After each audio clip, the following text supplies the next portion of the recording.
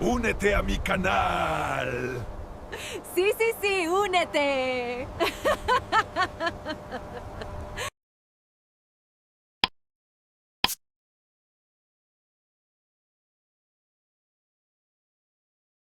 ¿Qué se necesita para que un héroe, pues, se rompa? Uf, esa es la pregunta del millón, ¿no? Para que un príncipe que parece tenerlo todo, gloria, deber, un futuro brillante. Absolutamente todo. Ujú. Termine convertido en la pesadilla de su propia gente. Exacto. Esa es la pregunta que está en el centro de los materiales que vamos a analizar hoy, que se enfocan en una de las historias más, pues, aclamadas de los videojuegos, la ira del rey exánime. Y fíjate que es una pregunta que va más allá de un simple «se volvió malo y ya». Claro. Lo que vamos a explorar aquí es la anatomía de una caída. No es la historia de un monstruo que nace, sino la de un hombre que en su afán por ser el salvador se convirtió justo en eso, en un monstruo. O sea, como la obsesión, las buenas intenciones pueden llevarte al camino más oscuro. Justo. Analizaremos la narrativa de Arthas y el impacto que tuvo en el mundo de Azeroth y, bueno, en los jugadores. Exacto, es la disección de una tragedia. Nuestro objetivo hoy es desentrañar la historia de Arthas Menethil. Tenemos fuentes que cubren su biografía, las relaciones clave, los lugares que marcaron su descenso, todo. Perfecto. A ver, vamos a entrarle a esta historia. Antes de toda la oscuridad, ¿quién era este príncipe? Era, como dices, el arquetipo del héroe de manual, el príncipe heredero de Lordaeron, Arthas Menethil. El príncipe de la luz. Ese mero, paladín, entrenado por la figura más respetada del reino. Era la personificación de la esperanza. Si hubieras apostado por el futuro de la humanidad en ese mundo, todo tu dinero iba a Aaron. Y las personas a su alrededor eran casi tan importantes. Mencionas a su mentor, Uther el Iluminado. Este no era un maestro cualquiera, ¿o sí? Para nada. Uther era una leyenda viviente, el primer paladín, fundador de la Mano de Plata. Vaya, Era el pilar moral de la nación, ¿sabes? Su relación con Arthas era de maestro a alumno, pero casi de padre a hijo. Uther representaba el honor, la contención, el deber ser, y luego estaba su padre biológico, el rey Telenas. que representaba el legado, un rey que gobernó por décadas, que unió a las naciones humanas. Era el peso de la corona que Arthas iba a heredar. Ok, tienes la tradición con Uther, el deber con su padre. Y para completar ese triángulo, estaba Jaina Proudmoore. ¿Su amor de juventud? Sí, y una de las magas más brillantes de su generación. Ella no era solo un interés romántico, representaba un futuro posible, una vida normal. Era su ancla a la humanidad. Un camino perfectamente trazado entonces, pasado, presente y futuro. ¿Qué pudo salir tan mal? Una palabra, la plaga. Ah, Una plaga de no muertos misteriosa que empieza a arrasar sus tierras. Y Arthas, como el príncipe protector, jura detenerla a cualquier costo. y esa frase, a cualquier costo, esa es la clave de todo, ¿no? Es la semilla de todo lo que viene después. Y aquí es donde la cosa se pone, pues, muy interesante. Porque esa obsesión lo lleva a la ciudad de Stratholme. Uf, Stratholme, Y lo que pasa ahí es el verdadero punto de no retorno. totalmente. Él llega y descubre que el grano de la ciudad ha sido infectado. Todos sus habitantes, todos, están condenados a convertirse en no muertos. ¡Qué horror! Y su lógica es fría, brutal y desde su punto de vista necesaria. Hay que purgar la ciudad, matar a los civiles antes de que se transformen. ¡Qué fuerte! Y Uther se niega, claro. En redondo. Le dice que no le daría esa orden ni aunque fuera el rey. Jaina le suplica que busque otra manera. Y él los ignora a los dos, los acusa de traición y procede con la masacre. Ahí es donde se rompe todo. Ahí es. Volvemos a la pregunta inicial. El primer paso para que un héroe caiga es este: convencerse de que su fin es tan noble que justifica cualquier medio. Él se convence de que este acto terrible es en realidad heroísmo supremo. Se convierte en su propia ley. Exacto. Uther y Jaina lo abandonan, y en ese momento, Arthas se queda completamente solo con su certeza. Y esa soledad lo empuja a Rasganorte, ¿no? A perseguir al demonio detrás de todo. Desesperado, está convencido de que necesita un poder mayor para ganar. Y lo encuentra. O más bien, una trampa lo encuentra a él. Descubre una espada legendaria en el hielo, Frostmourne, la agonía de escarcha. Con una advertencia muy clara. Clarísima. El que la tome ganará un poder increíble, pero pagará un precio terrible. Y lo trágico es que él seguro pensó que era un sacrificio heroico. Justo. La carga que solo yo puedo soportar. No vio la trampa por ningún lado. Porque la espada no era solo un arma. Para nada. Fíjate que Frostmourne es un parásito, forjada por demonios para robar almas. En el instante en que Arthas la toca, la espada devora su propia alma. Y lo encadena a su verdadero amo. Al rey exánime. Espera, porque esto es clave. En ese punto, el rey exánime no es Arthas. No, para nada. Es otra entidad.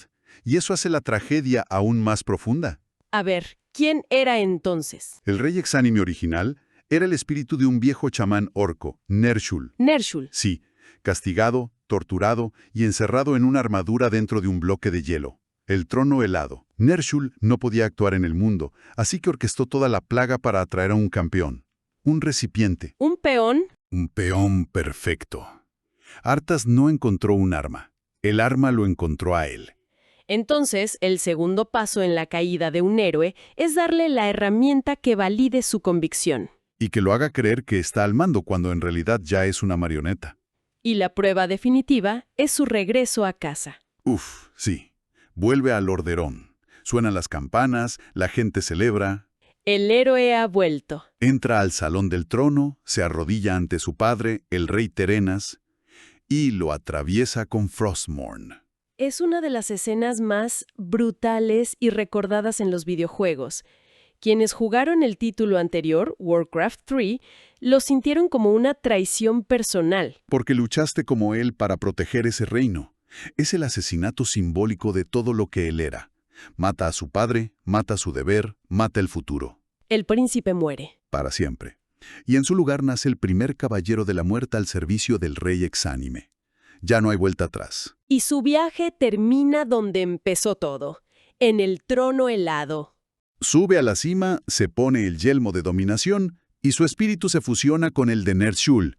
En ese momento, desaparecen los dos. Para dar paso a una sola entidad. El ser más poderoso que Azeroth había conocido, el rey exánime. Y con eso queda planteada toda la expansión.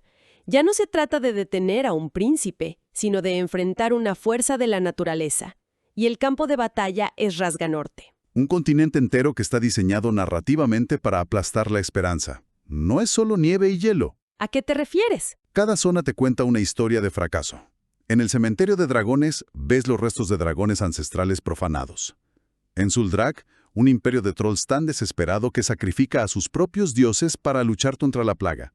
Y pierde. O sea, todo el lugar te grita, no tienes ninguna oportunidad. Exactamente. Pero una cosa es conocer la historia y otra es, pues, ser el soldado que desembarca en esas costas. ¿Y cómo lograron que los jugadores sintieran el peso de esa narrativa? A través de las misiones y, sobre todo, de las mazmorras y bandas. No son solo niveles, son capítulos de la historia. De acuerdo. A ver, exploremos eso. Empecemos con Ulduar. Ulduar es una genialidad. Es una antigua prisión de los titanes, los creadores del mundo. ¿Ok? Los jugadores entran pensando que es otra amenaza de la plaga, pero conforme avanzan, descubren algo mucho peor. En el fondo, no hay un general no muerto. ¿Sí, no? Un dios antiguo, Yogg-Saron, una entidad cósmica de pesadilla. Órale, o sea que mientras todos están obsesionados con Arthas, hay un monstruo Lovecraftiano al lado moviendo los hilos. Justo. Y eso es lo brillante. Le da una dosis de ironía cósmica. Te hace darte cuenta de que Arthas, que se ve a sí mismo como la mayor amenaza, es en realidad solo un problema local. Su tragedia se vuelve más pequeña, casi patética. Fascinante. Ok, la segunda instancia, el torneo Argenta. Me parece curioso que en medio de una guerra apocalíptica la respuesta sea un torneo. Suena raro, ¿no? ¿Como un festival? Sí, ¿no? Era una distracción. Podría parecerlo, pero hay que entender la psicología. El organizador Tyrion Fordring sabía que la guerra era tanto militar como moral. Necesitaba crear leyendas, símbolos. Ah, ya veo. El torneo era propaganda y entrenamiento. Era para forjar campeones de la Horda y la Alianza, hacerlos competir y unirlos contra el enemigo común. Era fabricar a los héroes que inspirarían a todos. Un golpe maestro de moral. Y eso nos lleva al acto final, la ciudadela de la corona de hielo. Perfecto. Y lo interesante aquí es cómo está diseñada para desmoralizarte. No luchas contra monstruos genéricos, ¿Contra qué luchas? contra versiones retorcidas de la vida. El profesor Putricidio es la ciencia pervertida. La reina de sangre Lanathel es la nobleza convertida en parásito. Sindragosa es un dragón majestuoso, un aspecto de la magia ahora profanado. Es como si cada jefe fuera un recordatorio de todo lo que Arthas corrompió. Precisamente, estás desmantelando su imperio del terror pieza por pieza, y cada pieza es un eco de lo que el mundo ha perdido. ¡Qué buen diseño! Y todo culmina en la cima, en el trono helado, con el enfrentamiento cara a cara. Y es ahí donde Tyrion Fordring logra lo impensable, destruir a Frostmourne, Y al romperse la espada se liberan las almas que estaban atrapadas. incluyendo la de su padre. Ese es el momento en que el poder del rey exánime se quiebra. Es el momento en que Arthas, el hombre, quede expuesto de nuevo. Vuelve por un instante. Sí, por un instante, antes de morir, el príncipe regresa, y en sus últimos momentos, en brazos del espíritu de su padre, pregunta, ¿se acabó?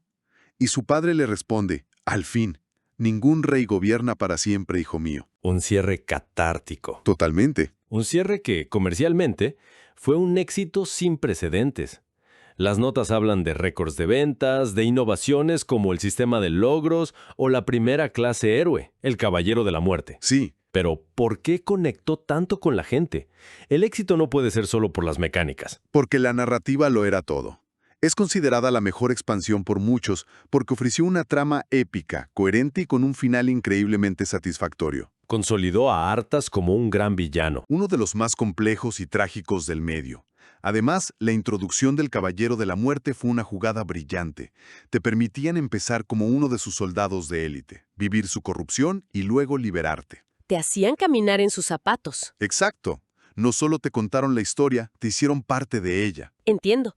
Al final, es el viaje completo del príncipe que, en su intento desesperado por salvar a su pueblo, se convirtió en la mayor amenaza que jamás habían conocido. Un recordatorio de que el camino al infierno a veces está pavimentado con las mejores intenciones. Pues sí, Y aunque la historia de Arthas termina ahí, el relato deja una última reflexión resonando, algo que lo vuelve aún más profundo. ¿qué cosa? Con Arthas muerto, el yelmo de dominación, el artefacto que controla la plaga, cae al suelo. Si nadie lo toma, el ejército de no muertos arrasará el mundo sin control. Híjole, Y en un acto de sacrificio final, otro héroe, Bolvar For Dragón, recoge la corona y pide que lo sellen en el trono helado para siempre. se convierte en el nuevo carcelero. El nuevo carcelero de los condenados. Vaya, entonces el mal nunca es destruido del todo. Y esa es la pregunta que queda flotando, ¿no? ¿Se puede realmente aniquilar un mal tan fundamental? ¿O solo se puede contener, esperando a que otra persona, otro héroe, cargue con ese peso insoportable? La historia de Arthas termina, pero la corona y la carga que representa permanece.